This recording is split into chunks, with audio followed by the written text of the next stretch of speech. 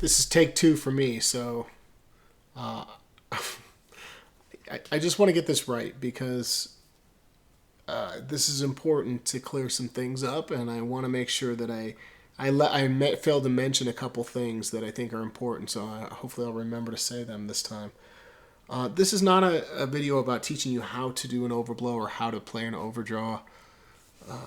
It's more just to clarify the definition of what it is and when it might be applicable for you in your own playing and worth going after and learning the technique. So let me just start by saying this. There are draw bends and blow bends, and those are not overblows or overdraws at all. But most people are mistaking the blow bends and using that term overblow, thinking that that's this. That's me blowing and then applying the technique of the bent note on the blow bend for the tongue going forward, and that note's flatting and going down in pitch. Tongue goes forward and up. Draw bending, tongue goes back and up. Those are bent notes. Draw bends, blow bends.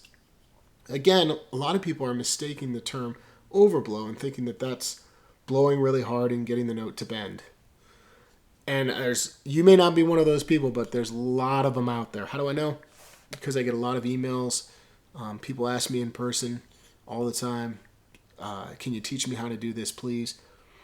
So what is an overblow? Well, they're contained on holes 1 through 6, and actually the pitch of the note is going up, and it's surely giving you missing notes to make this pretty much a chromatic instrument if you were able to do all the overblows and overdraws.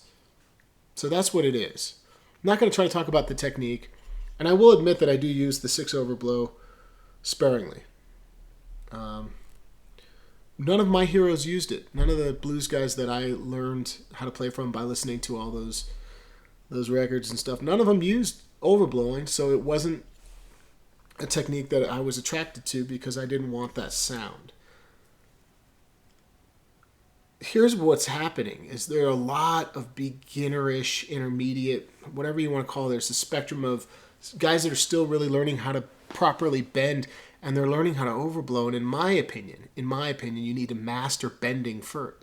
Master bending, how to bend a note, and really master it before even considering overblowing, because those bent notes are going to be much more useful to you.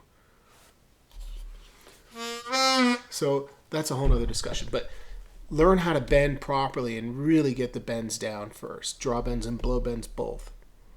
And what's happening is that a lot of these beginner players are actually throwing them in there, and because it's an advanced technique, their control of it and the tone is just horrendous.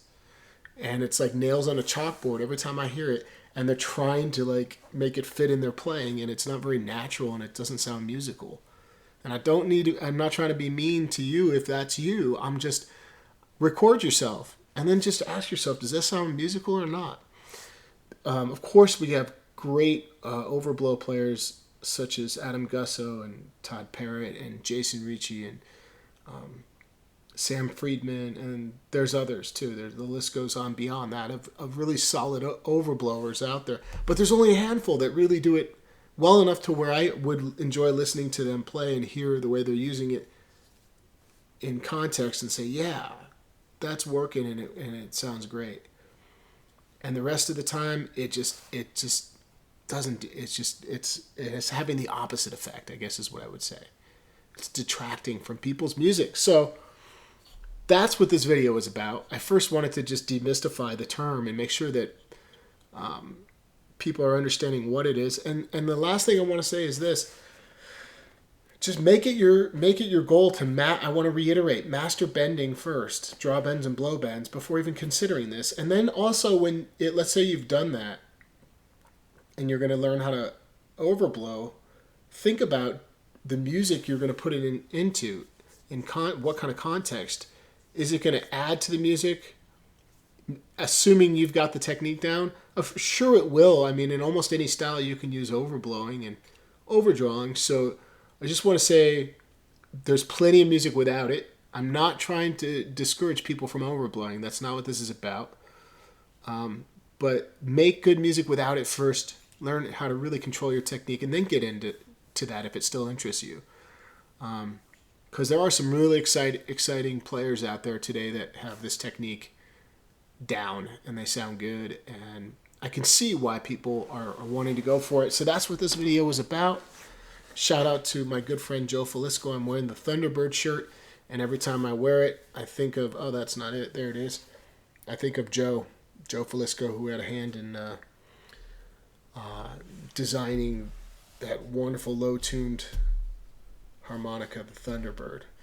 So, Joe, if you're out there, man, I hope you're doing well. And I'll get another video up here real soon. Thanks for tuning in. Hope you guys have a great day.